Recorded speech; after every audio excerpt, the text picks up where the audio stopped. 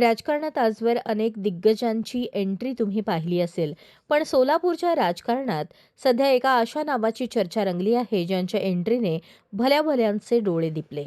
अंगावर तब्बल 1 किलो सोन्याचे दागिने, कपाळावर मोठा मळवट आणि मनात समाज परिवर्तनाची जिद्द घेऊन अबोलीताई म्हणजेच रामचंद्र मंजेली या तृतीयपंथीयाने थेट अजित पवारांच्या राष्ट्रवादी काँग्रेस कार्यालयात इच्छुक म्हणून उमेदवारी अर्ज दाखल केला. सोलापूर महानगरपालिकेच्या प्रभाग 9 मधून निवडणूक लढवण्यासाठी अबोली अक्का आता मैदानात उतरल्या आहेत.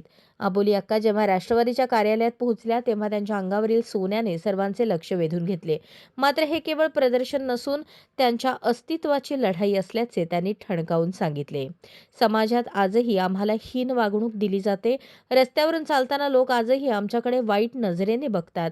हाच दृष्टिकोन बदलण्यासाठी आम्हाला सत्तेच्या चाव्या हव्या आहेत, अशा शब्दात त्यांनी आपल्या राजकीय आणि सामाजिक संघर्षाचा पट मांडला.